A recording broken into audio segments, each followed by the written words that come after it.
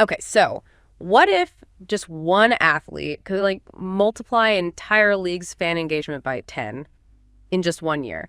That sounds kind of hypothetical, right? Like something out of a sports sim. But Yeah. it's actually happening right now in the WNBA. Before we really get into this incredible story, if you're enjoying these explorations, maybe consider hitting that like button, subscribing, and maybe share this with someone who'd appreciate getting a deeper look at a league that's just exploding onto the national stage.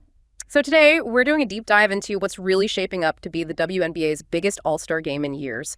And it's being driven by two unprecedented captains, Caitlin Clark of the Indiana Fever and Napheesa Collier from the Minnesota Lynx. Our mission here, really, is to unpack what their captaincy means, not just for the All-Star Game itself, right, but for their teams and, well, the whole league. Think of this as your shortcut to understanding a truly pivotal moment in pro sports. So let's unpack this. It really is a seismic shift. And the numbers behind how these captains were decided, that's where you really see the fan power. It's this specific mix, 50% fan votes and then 25% each from the media and the players themselves. But what's just fascinating here is how loud the fans spoke this year. Yeah, the fan vote numbers are just staggering. When you look at them, it's so clear something fundamental has shifted, Obviously, there's Caitlin Clark's popularity, which everyone knows about. But does it tell us anything about the type of fan engagement the WNBA is drawing now? Like, is it a whole new group of people, or are existing fans just getting way more involved? That's a really crucial question. So get this. Last year, the top vote getter, under 100,000 votes. This year, Clark pulls in over 1.3 million and Collier over 1.2 million. That's not just an increase. That's a tenfold jump for the top players. Tenfold. Wow. Yeah. The Clark effect. It's not just votes. It's this kind of rare mix of her, generational talent, her whole persona on the court, and how she pulls in people who maybe never watched basketball before. Yeah. It really makes you rethink what drives engagement in women's sports. It's showing the power of a truly transcendent star. That's just undeniable, isn't it? We haven't really seen anything quite like it. And speaking of Clark, her rookie season, it's definitely been a roller coaster, especially by her own, incredibly high standards. We've seen her miss games, fight through a shooting slump, and she just recently had that minor injury. So how do we square those on-court struggles with this just unprecedented off-court impact? It's a fascinating paradox, yeah. Because even with those challenges, her impact on the floor for the Fever, still undeniable. When she plays, the team just looks different, more dynamic, even if the wins aren't always there yet. And her individual numbers, despite the ups and downs, they're still elite for a rookie. Yeah. But connecting it bigger picture, her influence just goes so much further. The WNBA is seeing record attendance, ratings are through the roof, especially for Fever games. Right. And just this massive national buzz. And yeah, primarily because of her. You can't really measure that just in points or assists. Right. And now the All-Star Game is in Indianapolis, her home base. How much does that amplify the whole Clark effect for the fans and the league? Does it put extra pressure on her too? Oh, it absolutely amplifies it. Hosting it in Indy makes it the perfect showcase, doesn't it? Her fans will be right there front and center. It's going to be electric. The league will definitely lean into that. For Clark, there's always pressure when you're the face of the league, but she kind of seems to thrive on it. It's a huge opportunity for her right in front of the audience that basically put her there. Absolutely. But then on the flip side, you've got Napheesa Collier. And frankly, she deserves every bit of the spotlight she's getting. If you haven't been watching her this season, you are truly missing out on one of the league's absolute best. She's been spectacular, genuinely putting together an MVP level season, even with that minor back thing. What makes her stand out so much, especially when so much focus is on the rookies? What's really incredible about Collier is her two-way play. She's not just scoring, not just defending. She's elite at both ends, consistently leading the Lynx. She's one of those players who just makes everyone around her better.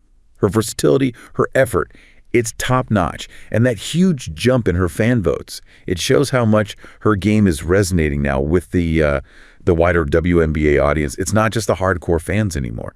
More people are seeing her complete skill set, which, says a lot about the broader viewership the league has now. Okay, so with these two leading the way, the All-Star format itself sounds pretty compelling. You said Clark and Collier will actually draft their teams from the All-Star pool, kind of like the NBA does. What kind of strategic intrigue does that add for fans? Oh, it adds an immediate layer of fun, right? Strategy, excitement. You start wondering, okay, what about team chemistry? Rivalries, who are they going to pick first? Will they load up on their own teammates, go for the biggest names available? Or try to build the most balanced squad. It turns the whole selection thing into its own little event. And here's where it gets really juicy, right? Several Fever players polled pretty well. So there's a real chance Clark could pick, say, Aaliyah Boston to play with her. Imagine the drama. The storylines just write themselves. This All-Star Game feels like it's shaping up to be way more than just a typical exhibition game, doesn't it? It feels like a moment. It really is a celebration of what the league is becoming, fast-paced, driven by young, marketable stars, genuine rivalries that people actually care about, and just this palpable excitement drawing in new fans. And this draft format, it just highlights that whole evolution, makes it even more of a must-watch. And the drama doesn't even wait for All-Star Weekend itself, right? We've got that perfect prelude with the Commissioner's Cup. That's right. Yeah, before the All-Star stuff even kicks off, the Fever play the Lynx in the Commissioner's Cup final. Now, that game doesn't count for the regular season standings, but there's a huge incentive, a $500,000 prize pool. For the players, that's real money. So, they're going to want to win. Adds a serious competitive edge. Exactly. It's the perfect preview, isn't it? You've got the two captains leading their teams, going head-to-head, national TV, just days before the All-Star draft. It's not just a game. It's like perfectly setting the stage for the main event, showcasing the stars. Absolutely. Now, speaking of the Fever, let's talk about their roster dynamics a bit, because that's where a lot of the interesting on-court stuff is happening. One of the big critiques this season has been Clark's heliocentric role. You see it in the NBA, right? Like LeBron or Luka, where pretty much everything runs through them, and the numbers kind of back it up. So many of Clark's baskets are unassisted. She's generating her own shot or creating for others, which, sometimes means she has to force tough shots. Yeah, I remember Sue Bird talking about this on her podcast, a legend's perspective, saying Clark needs more easy looks, more plays run for her, more teammates who can create for her, not just the other way around. And while that heliocentric thing shows her incredible talent, how critical is it for the Fever to, diversify things for her development and the team's success? Oh, it's absolutely critical, yeah. Her efficiency would likely jump way up with easier shots.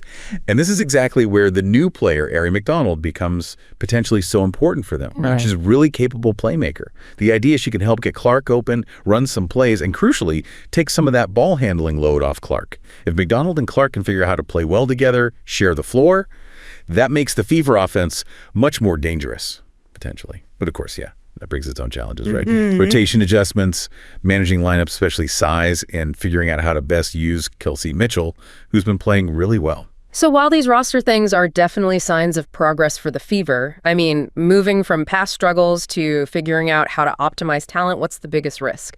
Or the biggest challenge in fitting in a new playmaker like McDonald without messing up the chemistry they do have? Well, these aren't just good problems for the Fever.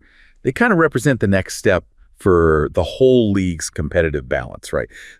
The potential pitfall is always about balancing that individual star power with team cohesion. You need McDonald's arrival to actually lift the whole team, not just free up Clark. Yeah. That means finding the best roles for players like Mitchell, too, who's been there. How teams manage integrating new talent around superstars. That's going to be the blueprint for turning all this buzz into actual sustained winning. It's about building a real contender around a generational player. Exactly. So, stepping back for the big picture, this isn't just about one game or even one season, is it? The WNBA is clearly in the middle of this huge transition. Attendance is up everywhere. Ratings are surging like never before. The league is just part of the national conversation way more. It really feels like a moment we'll look back on as a turning point. It certainly feels that way. And at the heart of it, undeniably, is Caitlin Clark. But it's also really clear that other established stars, like Napheesa Collier, are absolutely benefiting from this bigger spotlight, getting the recognition they've always deserved, just from more people. What's cool is that the All-Star Game is shaping up to be the biggest celebration of this new era yet, bringing all these threads together, the engagement, the stars. So whether you're a Fever fan, a Lynx fan, or just, a WNBA fan generally, this feels like a really exciting moment. Okay, so as we look at this incredible moment, this surge for the WNBA, what do you think is the single biggest challenge, or maybe the biggest opportunity for the league to keep this momentum going? Like long-term, beyond just this season. Is it marketing, player development, something else? We really want to know what stood out to you in this deep dive. Share your thoughts down in the comments. And hey, if you enjoyed this chat, please hit that like button, subscribe to the deep dive, and maybe turn on notifications so you don't miss our next exploration. We really appreciate you joining us, and we'll see you in the next one.